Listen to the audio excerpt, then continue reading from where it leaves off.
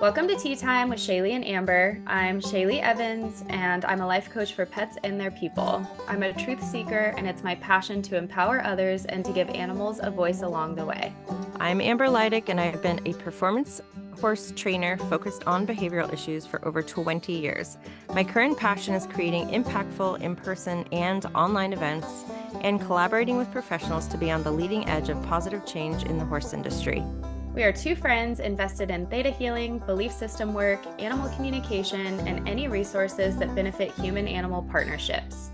So turn up the volume and let's dive into the Great Awakening, brought to you by our horses. Hey everybody, welcome back to the tea house. Shaylee is forcing me to open, which never happens. So if you're listening to us or watching us, just know I'm in an awkward moment right now. Just kidding. We're here to talk about desire. We're here to talk about the space that desire is born from and where your cup is filled and where your needs are met. And sometimes that space looks like nothing for your horse and for you. As in, doing less is sometimes so much more. Less input, less love, less verbalizing, less physical contact, less everything. And how sometimes, for some people, that can feel a little bit like abandonment or rejection or disconnection. So, if any of you have ever felt that way when your horse wants to walk away from you, or even you feeling guilty around maybe needing space or needing some quiet time and having someone around you go, wait a minute, do you not love me anymore? If you've ever felt any of those things, this little episode is for you guys. Did I do it? You did. You Okay. did very well. And my brain is still thinking about the anxious attachment piece. So, can you speak to that a little bit? I I'm actually just about to go into a deep course around a lot of that stuff because it's so fascinating to me, attachment styles, and it's not something I know a lot about yet. But I will tell you that it's plays such a huge role with our nervous systems and our relationships with people and our horses, and they come from a lot of different things. Either it's passed down to us or it's like our experiences as kids and how we receive connection with people. But from my own experience, I think we need to have somebody on who's actually like in depth about this because I think it's such a That'd be significant cool. part in most people's lives. But for me, I feel like I'm a little disorganized because I can swing from anxiously attached, which I don't do quite as much, but that was me most of my life. So when someone felt like they needed space from me or my horse, who wouldn't let me catch him for a good chunk of time in the pasture, felt immediately like rejection, I would immediately get anxiety and I would want to hold on even tighter. And I need more reassurance and I need. And to someone on the receiving side of that, it can feel like too much. I want to push away. It's too much input, too much energy focused on me. And it actually will push people away. And I have recently shifted from that to understanding, but also realizing how much space I need now. So I don't know what that means. I don't know if my attachment style has changed as I'm like working through healing relationship and stuff like that, but I'm definitely more secure in my own space and my ability to understand myself comes from no input whatsoever. And Shaylee and I were just talking about how possibly that understanding is why I can create the container for people and their horses because often horses are feeling the same way. They don't need all the input from us, but we're like, let me give to you. Let me love you. What else can I do for you? How can I help you more? And they're like, you can just stop, please. Seriously, though, Mm. seriously, just like being very simple, very clear, very simple, very clear. Those are Mhm. the things that they need. So little side note here. I think you need to turn the gain down on your microphone. There's like something happening with your voice where it's almost shouty. And Oh, about say that. something. Is that better? Yeah, that's way better. Okay. But I thought that that is like perfect for this episode because I think there can be it's different for everybody, right? Like what overstimulation is like, or like what our nervous systems are I don't know, into. And like I could not focus fully on what you were saying because there was this little vibration happening in your voice and I was focused on that, and it made me think of how I've talked to a couple horses in the past. One was a barrel racer, and he was having so much trouble running like in between the barrels. Like his turns were good, but like he was just like, she was like, something is wrong with him. Like, I don't understand. And he had gotten a new bridle, and there was a tassel hanging from like the side of one of the cheek pieces. And he was like, I just can't. Like this tassel, it's like every time I start running, this freaking tassel is like hitting my face. And she was like, "Oh shit, like I didn't even think of that." And then I talked to a dressage horse one time where the bridle, the double bridle, like the chain that goes underneath there, it just wasn't like, it was just like a little too long, and there was a little tippity tappity every time he trotted, and he was like, I can't focus. And that's what that reminded me of. But so it's Like just Clover, interesting. I can't let her loose in the round pen with the halter on. Like if she feels the tap of like just the buckle bouncing, she goes like this, like she's being like beaten. So I could never ever let her loose anywhere with something on her head still because she just cannot with it. But what's interesting is how like this conversation might be going a completely different direction. Don't Sorry about matter. that, but And it's to because go where it needs to go. well, because I'm thinking of how I wanted to listen to you. I cared about what you were saying, and yet my mind was kind of like hooked on this thing. And I was also thinking about how I didn't want to interrupt you. And I was kind of like in this, not like I was enduring it, but sort of like there was a part of me that just kind of wanted to be like in freeze. And I was like, this will be over soon. And then I can talk to her about what I want to say. And like I think our horses go through that a little bit too, right? Like, there's some horses that are, and I wonder if this correlates with how much we as humans are able to ask for what we want. Because you and I have Mhm, been having conversations about how I'm like, oh, I don't know about, I'm in a weird place about asking for what I want. And so instead of saying, like, hey, hold on, I can't fully hear you, I need this small thing to happen, and it wouldn't have mhm, taken you out of your thought at all, your thought mhm, was very strong. I was like, in my own feelings about it. And so I didn't hear what you said. I kind of was frozen in, I don't know if I was frozen in my nervous system, but like in body, like on the outside, everything was looking fine. But on the inside, I was just kind of like, oh God, I'm not hearing anything except for the scratchy part of the microphone.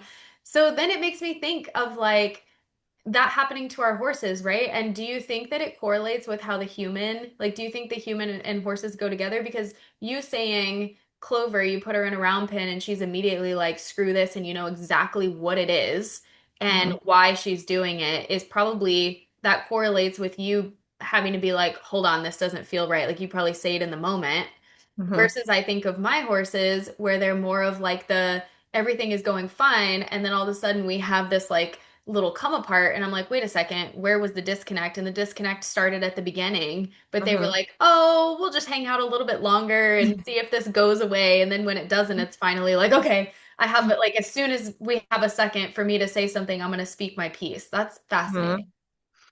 Yeah, I think it's super relevant because like I have Smarty who's very external about his expression of what he likes and what he doesn't like, very sensitive and able to say it. And Clover as well, where Flirt was raised and trained by me in a different version of me, where he wasn't really allowed to say something bothered him. So he'll internalize stuff all day long until he just explodes. Mhm. So I think it's partially maybe who they are as individuals and then partially how we work with them on a regular basis. And I feel like the more attuned people are to their own nervous system, how they feel in the moment, their ability to be like, hold on, stop, something's off, goes and correlates with the way we work with them and are with them. But I feel like even in that overstimulation is just too much input. You know what I mean? Mhm. Whatever it is, whether it's any of your senses are being overloaded with input and energy. So it doesn't necessarily have to be because this is the other thing we were talking about, where it doesn't necessarily have to be like too loud, too much feeling, something bouncing.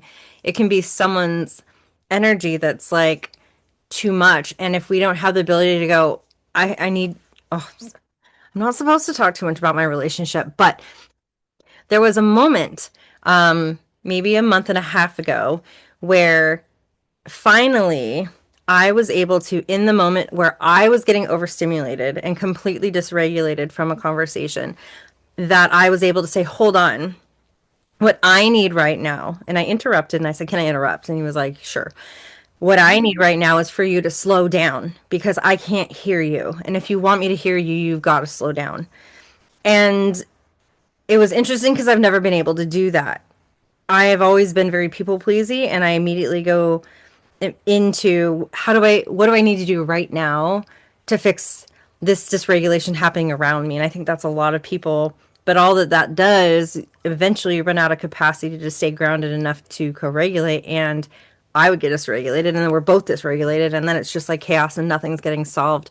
So the ability to, in the moment, to recognize where your focus is. If you're being overwhelmed, then someone's focus is on you only and it's too much. In that moment, if you go, what do I need right now? You offer up a a role in your life that's significant, and there's a deeper connection made in that moment. So I think sometimes when we talk about desire and what we need, it goes along with those moments. It goes along with something that's completely out of pocket, like I want a new car, or like, I need you to cook tonight, or I need you to whatever.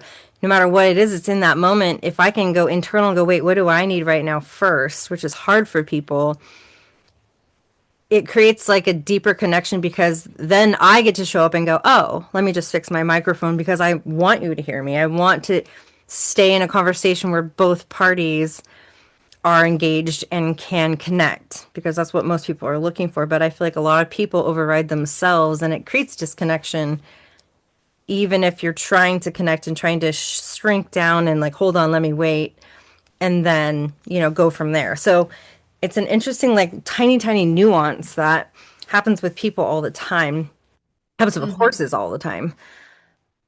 Oh yeah. Mm-hmm. And I'm like thinking about how I have this fear of my horses being compliant, like them not Mm-hmm. actually wanting to do the work with me. It's like this thing that I have in the back of my mind where I'm like, do you actually want to do this with me or are you just being compliant? And I think it's because for a really long time and maybe even still, I can be a compliant person. We call it go with the flow, right? That's like our way of saying like, oh, I don't have an opinion. I just go with the flow when really most of us do have an opinion and we do have a preference. We're just afraid to say it or we don't want to rock the boat or whatever the case may be. And I like that you speak to the piece of like, where is the focus? Because a lot of times I speak with horses where they're so attuned to their environment so much more than we are. Like when we think of attuning to our environment, we think of going into the round pen and our focus is attuned to what's inside of the round pen. Or we think of bringing them in the arena and our focus is typically what are the other riders in the arena and and they're like, I'm 300 feet in the woods. Like I'm looking across the street. I'm noticing the little bell on the kid's bicycle down the road. Like they just have so much more awareness that we get so, I mean, we're more predatory, right? We do lock on to them and our experience becomes them and what they're experiencing. And I agree with you, that focus can be so intense for them. I think one of the biggest requests that I have for horses who are sensitive in the work or they're receiving too much input is they're usually like, can you just like face the other way? Like, can you go? So, like, if you're standing next to your horse or you're lunging or whatever, they're like, can you just go into the riding position? Like, take your chest and your eyes off of me. And I do a lot of intentional relaxation with my own horses and I always like I know when I'm being too intense because my my horses like I'll be like looking at them like out of my side eye and like trying to like relax in my body and then they like look at me out of their side eye like it's like they can feel me being like are you doing the relaxation and they're like are you doing the relaxation so there's so much energy that comes with our focus and one other piece to that is I have practiced this for a while now with Arlo because I walk her every day. She's my German Shepherd. And I love playing around with like how sensitive can she be to my energy. And I will have her off leash and I will start to open up my heart and like send love to her. And immediately when I feel that feeling of like my heart being open, she whips around every single time. It's like she feels it every single time. So then I started playing around with, okay, I'm gonna imagine that I'm pulling back on her leash. And here she is sniffing around, doing whatever she's doing. I don't have a leash on her, and I imagine pushing the button on the retractable leash and pulling back in my body, and she feels it almost every single time. Like if I have a strong enough energy and intention, she feels it. And there's a reason why we can affect someone's energy from a distance. There's a reason why we can communicate with animals from a distance. Like that energy is so powerful, especially when it's like paired with a belief. So just think about when we come into conversations with people or interactions with our animals, how much energy and input we're actually bringing.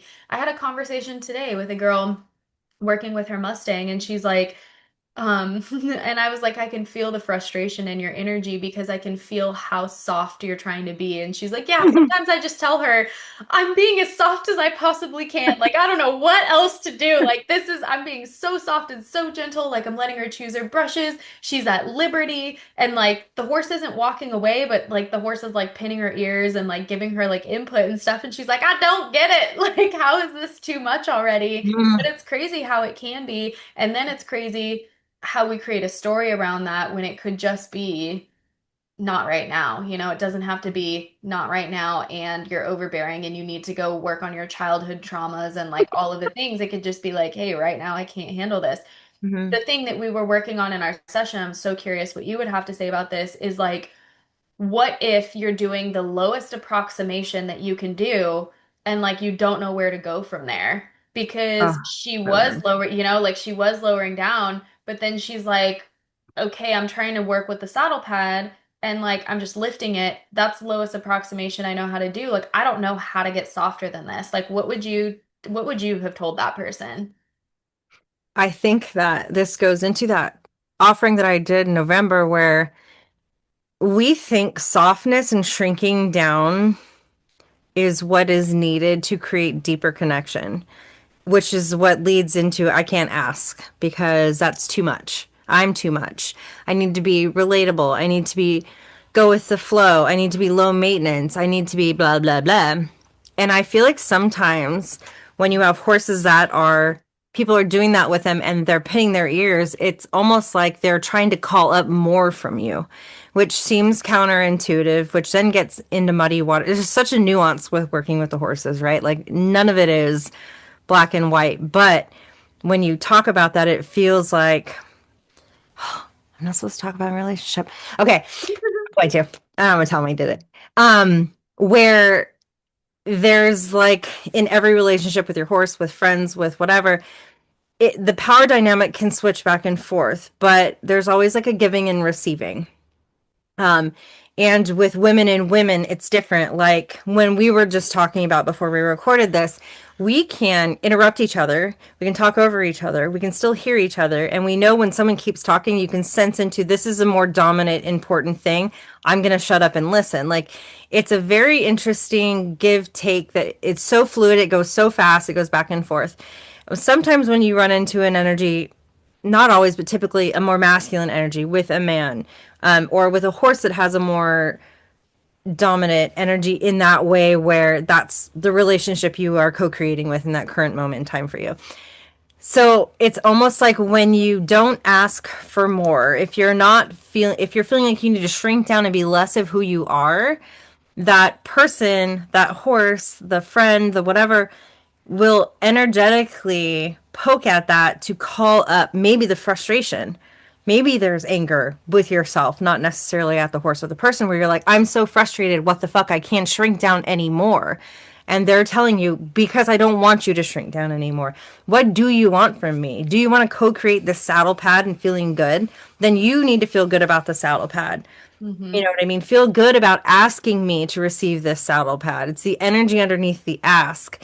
And if you already have this going of I need to be smaller to be connected, to be liked, to be loved, to get what I want, you're just there's only so small you can get until you go completely internal, you disappear. And then it's collapsing within the relationship where the like work is like, this is what I want. I want to ride you. If you have beliefs around riding, my horse won't like it. It's cruel. It's whatever conditioning you get from, because the pendulum, right? It's either people like, I'm going to go show and these are machines. And if they don't make money and they're broken, I get rid of them. And then you have the people on the other end that are like, oh my God, this is abuse, but I want it so bad. There's a Hmm. middle ground where you both get to have the things, right? And there's a middle ground where you're both listening, but you're both able to ask. So as much as her horse is saying what it's saying and she's listening, she's not actually giving the horse the opportunity to show up for her in any way because she's shrunk down so far. And we do that in relationship, right? Where I want to be easygoing and I feel like I have a long strand of people cheating and me thinking it was because it's who I am. It's I'm too much. Like whatever beliefs I have going, taking it into my current relationship where I have someone who is very much wanting to provide and give and support, and I'm like, let me shrink down. I love you so much. I just want you to stay with me, please. And he's like, you don't ever ask me for anything anymore. So I'm basically taking away his ability to be this significant role in my life that he's craving to do. And I think that can be in any friendship and in any relationship that is actually balanced and healthy.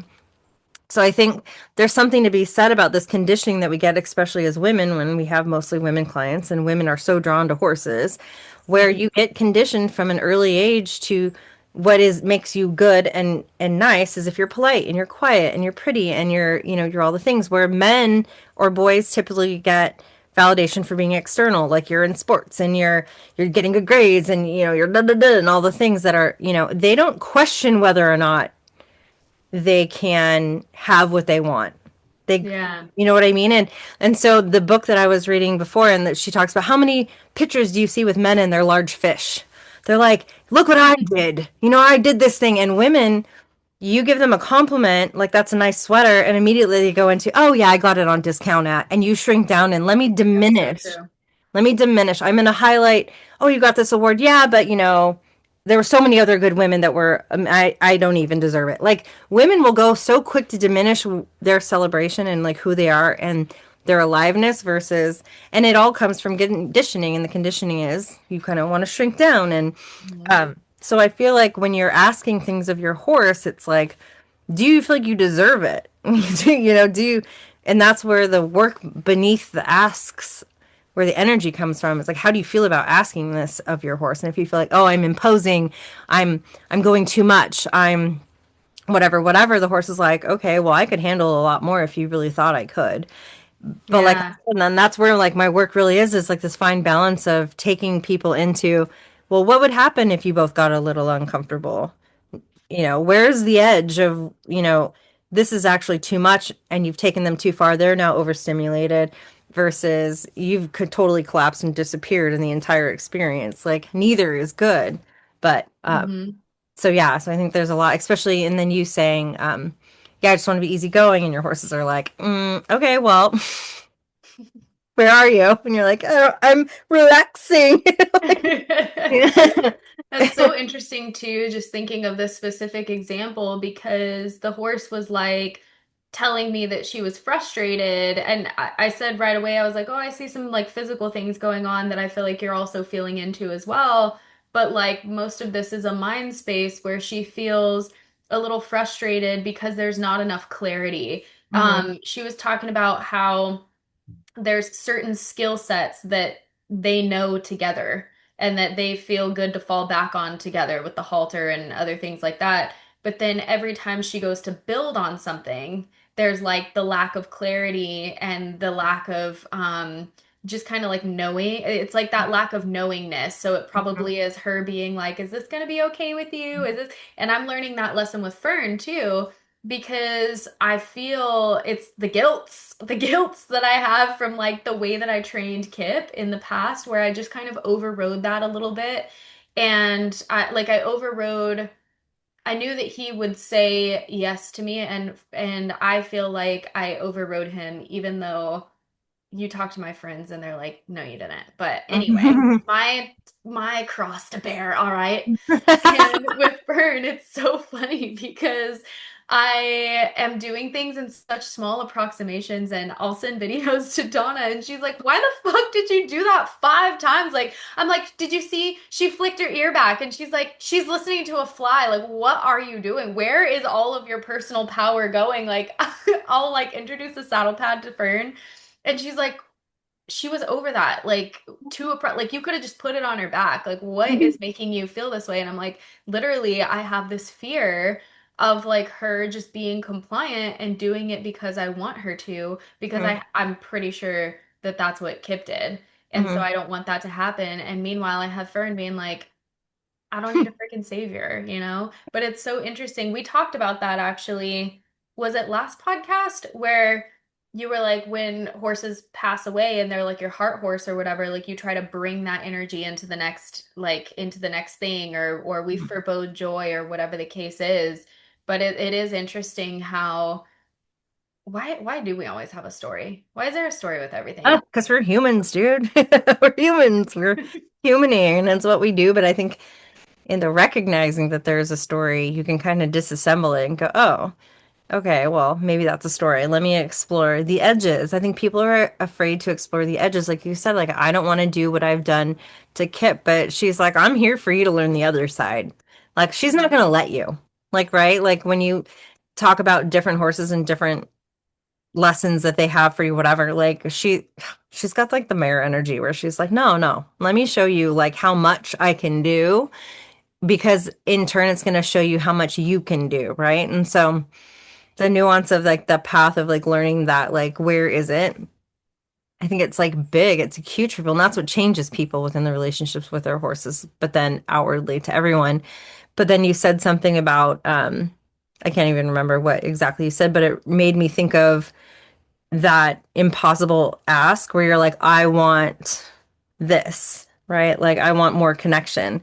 And asking yourself, what does more connection actually look like to me? Because that can be so varied between horses, between people, between whatever it is. So being more specific, and that goes right back into your desires. Like, what do I love about riding? Why do I want to ride? And I think when people understand themselves better and go, I want to ride because it feels like XYZ. If it feels good to you, then most likely it's going to feel good for them to participate in that process with you. But if you have stories going in the back of your mind from people at the barn or about what you're doing, you're letting that outside input and that outside noise affect how you feel about it, then it's going to show up differently when you're introducing things with your horse that you're trying to co-create with. So I think it always goes back to like, what do I actually want and why? And understanding it and feeling good about it and then carrying it through and going, oh, I feel so good about letting you know that the saddle pad is like nothing. Like, this is nothing. Mm-hmm. And you can just believe it's nothing and everyone can be like, this is nothing. But if you're going, ooh, is it something though? Is it? But are you? And then she's going, I don't freaking know. Like, dude. But people do that all the time because people love so hard and so much and want to do so good. And like, as we always say, we have clients that are givers and they want so bad to do good for their horse. But then that's where the learning is, where you're like, you're allowed to be bigger and show up and ask, and also receive something within the relationship with your horse. Yeah. It just made me just made me think of that conversation, which I think I said in the last podcast too, where she was like, "Is he gonna be spooky?" And the horse was like, "I don't know. Is she gonna be spooky? Like, is she a spooky human?" Because, and then how many times like have we had? I think we do kind of forget how capable our animals are because we get into that like, um I guess it's a sense of responsibility, but I think it's also a fear of like how we're going to be perceived by others if we do push them a little bit more. Mhm. And like we just think about how like parenting styles have changed over the last like 10 years, 20 years, and like the way that we are with our animals. And I think a lot of it has to come with like the Great Awakening and people opening up to being more compassionate and stuff. But um, within that is forgetting that, we all have to live our own experiences and we can't bubble wrap them, right? We like they have to be able to live their own experiences. And just as soon as we stop doing all like stop creating all the conditions to bubble wrap them, something will happen. They'll learn the lesson anyway. And so, um, I don't know where I was going with that, but I was thinking of how my thought just lost me. Mm. Oh well, wasn't She meant to gone. lose it. She She gone. gone.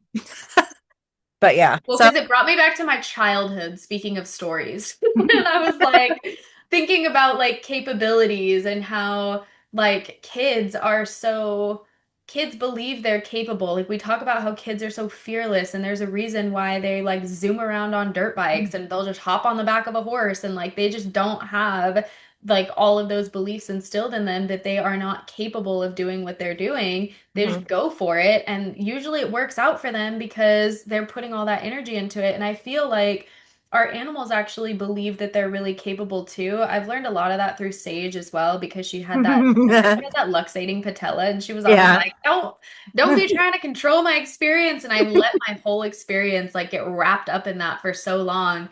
And I was constantly telling her, like, you can't do that. You're not strong enough or whatever. And she was always pushing against that. And that's how she got the Bionic Bean nickname.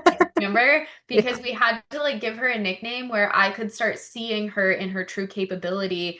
Fortunately, I had my husband who was always like, quit trying to limit our daughter. Like, she can do whatever she needs to do. But it's fascinating how in our fear, of loss or our fear of wanting to do the right thing.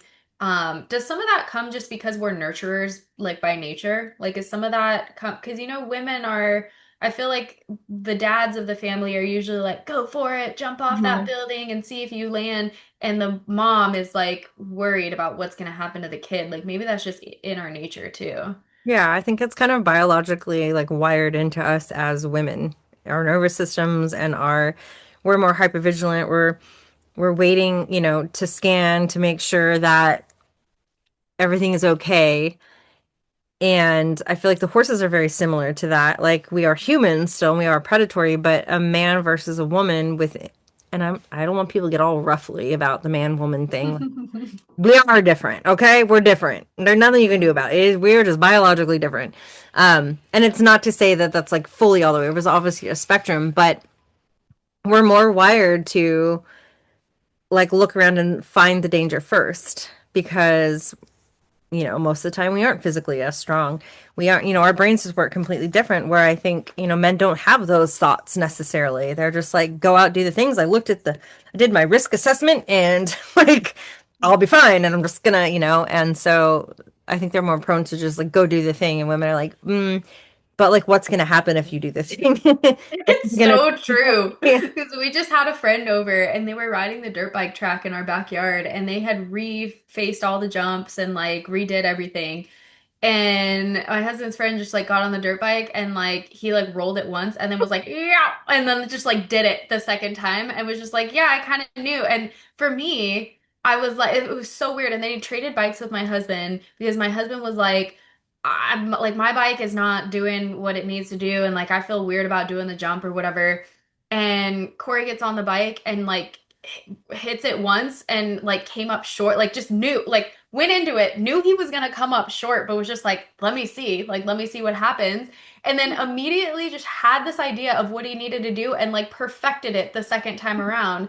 I've been thinking about making these videos. We should do them together, where it's like my vision is like laying on the ground with my horses and then like speaking my intrusive thoughts and then like voicing over like how I can shift those thoughts, because I'm immediately like, yeah, but what if you land on the top and then you flip over backwards and then you break your neck, and then it's like all of those things where it's like, is that just me being fearful? Is that me being like, oh, I want you to be careful? It's so weird how like that did not cross his mind at all. He was just like, "Oh, I think I can make it." It's his belief in him being capable of doing that. But Mhm. I think that we all have like those things that we feel comfortable with, right? Like it'd be like if you were to like it would be like if we were to be backing up our trailer, we have this general idea because we practiced it, like, oh, I can make that or I can't. Mhm. Or putting a horse in a trailer, yeah, he's gonna get on or he isn't. So I do think there's like that level of like whatever we practice, we become like Mhm. proficient in, which guides us back to closing this bad boy out with manifesting magic, because we do need to become aware of what we're practicing, because some of it might just be that you have practiced that worry and fear so Mhm. much that it becomes normal, becomes your Mhm. like dominant thing. And I was listening to an Abraham Hicks the other day, and she was like, um when you are feeling like worried, like that's not normal. You've just practiced it. You Hmm. should feel like she was basically saying, like, we should feel peaceful all the time. If you're Hmm. not feeling peaceful, it's not normal. It's just Hmm. what you've been putting out there. Hmm. Yeah. Yeah, and I do agree with the thing that you do all the time where you think less about. Like I can go to a round pen with a horse who's been a little dangerous in some way or another. I mean, I don't think twice about it. I'm like, I'm gonna go in and it'll be fine. When I think about Doug, who got on his horse after it not being ridden for like a year, and then the cow was out, and he just fucking cantered off, and I'm like, why? Meanwhile, Smarty's sideways, flipped himself inside out, and I have to get off because he's literally imploding. And I'm like, is that because I'm focused on that, going, oh God, somehow I'm responsible for that? He's very sensitive, anyways, right? So he's got all of the stimulus, and I'm like getting off, and he's like, why'd you get off? And I'm like, because I'm not trying to die. I'm a very good rider. I can ride shit out. Okay. Like that is not, but I know when he's maxed out, I do anything to him. Any input at this point is just not going to make anything better. Like I understand him and I can get off and actually take input away and calm the situation down. So I think it's like a mix of both. Right. But yeah, I think the big piece about using the things that are desires and what we talk about a little bit in manifesting magic that's coming up in January is that under every complaint or every something that just doesn't feel right, there is a desire. So you can say, I don't like it when my horse pins his ears and walks away from me, or I don't like it when my friend doesn't call me back. But underneath it is, I really am craving more connection with my horse. I'm feeling hurt and I crave more accountability or more connection with my friend. Whereas humans, we're just so focused on the complaint. And we can go into that because it mitigates us from being vulnerable and being hurt because we're just bitching and complaining and we can push it away and put it onto someone else. But if we focused on what our desire was and we called our friend instead of being like, what the fuck, like, you didn't call me back, being like, I'm feeling a little upset because I really, really want to be in a friendship with you where you show up and I feel important to you. And if we've made plans, it feels good for you to show up to those plans or at least call me and tell me why. But we're too afraid to be perceived as needy or bitchy or whatever. So we don't. But that is exactly what's blocking all of your manifestations. Hmm. So that's where I think it's fun to flip those things. It's easy for people to find the things they complain about. So why not use those for good? Definitely. So, if you are needing something in your life, and we all are, because desire never stops. We're evolving beings, and we can't get it done. And so we're always looking for more, even when we have everything that we want. And so come hang out with us. It starts January 9th, and we will be talking more about it, but it's going to be an awesome community. We are going to be helping you manifest whether you want something different with your body, your animal's body, a new job, a new opportunity, experience, a material thing, like whatever it is that you want. And it's different from other manifesting courses and workshops because we bring our animals in to guide you all along the way. There will be messages from the collective, and we are actually what we want to do is have everybody choose one animal, which we already know is difficult for most of the people who hang out with us and listen to us because most of us have herds and multiple dogs, and it can be difficult to choose one animal. But there's something really powerful about making that choice, asking to have a deliberate co-creator with you, and they just get so excited about it. And it's actually their request that there's only one. So that's going to be super fun. Yay. So, more to come on that, Yes. but keep listening, keep sharing, follow if you like us. Let us know by giving us little ratings on whatever podcast app you're watching Yes. or listening to us on. So, yay. Okay, everyone. All Oh, right. Thank you, guys. but actually, don't let me forget that our members actually get manifesting magic with being in our membership. That is Totally. something that you can join currently. Manifesting Magic's going to be $97. The membership is currently 33, so it's kind of a no-brainer. And if you hate it in there, you can always just cancel after. But you won't hate it. So that is something we could But talk. you'll love it. So come and hang out with us. All right, all the links will be in the show notes, and I hope you guys have a beautiful rest of your day, weekend, and holidays. All right. See ya. Ta-da!